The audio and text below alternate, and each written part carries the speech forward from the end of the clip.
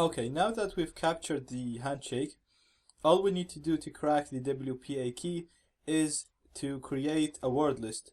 A word list is just a list of words that AirCrackNG is going to go through and try each one of these words against the handshake until it successfully determines the WPA key.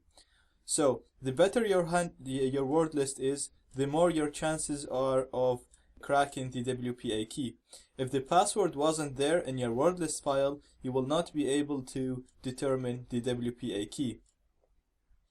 Now I've attached a list of ready word lists that you can just download and use, or you can create your own word list using this video tutorial. We're going to use a tool called Crunch. It's basically just a script that you specify the characters that you want in the passwords, and it'll create all possible combinations of these passwords.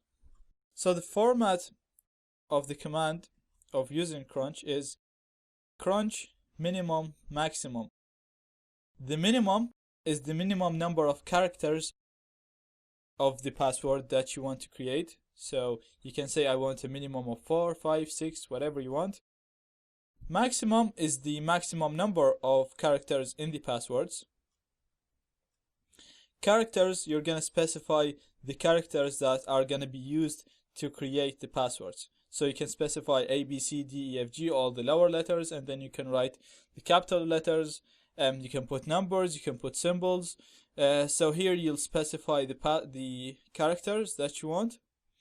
And then T is very useful if you know part of the password. It's a pattern. So for example, if you're trying to guess a password and you've seen someone type in this password, so you know, for example, it starts with an A and ends with a B. So you can use the pattern option and tell Crunch to create passwords that always start with A and end with B, and it'll put all possible combinations of the characters that you put in here. So for example, in this example, we have Crunch. We're going to create passwords of minimum of 6 characters and maximum of 8 characters. And the passwords are going to be combinations of the characters 1, 2, 3, 4, 5, 6. And these symbols is going to be stored in a file called word list. And the pattern is this password or that are going to be created, they're always going to start with an A and they're always going to end with B. So all the passwords that you're going to see in the file are going to always start with A and end with B, and they'll have all the possible combinations of the characters you specified here between the A and the B. So let's just run it here and create a sample word list. I'm going to say crunch. And then we're gonna make a minimum of 6 and maximum of 6, or let's say minimum of 4, maximum of 6. And just so that it doesn't take a long time, I'm gonna make it short. I'm gonna put the characters. So I'm gonna just put 1, 2, 3 AB. I'm gonna store this in sample word list. So Crunch is going to create a combination of passwords, minimum of 4 characters, maximum of 6 characters, and it's going to create all possible combinations of 1, 2, 3, AB, and it's going to store all that in a file called sample word list. Now we can read this file. We can just say cat sample word list, and we can see all the passwords that are stored in this file now. So that's all the passwords that Crunch created for us.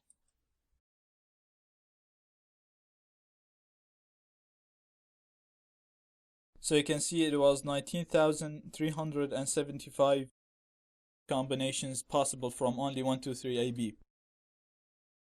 Obviously, the bigger the password that you put, the more characters you put, the more passwords that you can make, and the more space they're gonna take.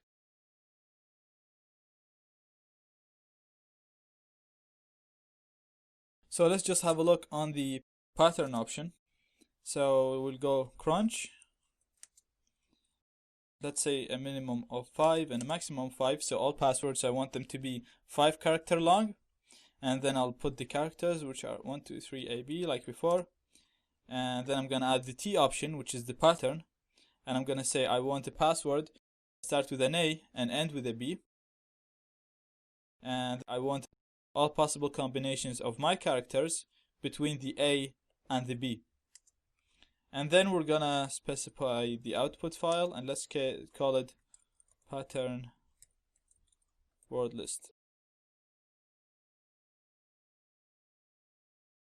And you can see here it's gonna create 125 passwords, and let's have a look on them. And as you can see here, it's always starting with an A and always ending with a B. So you can use Crunch now to create your word list, and in the next video we're gonna use the word list and the handshake file to determine the actual WPA key.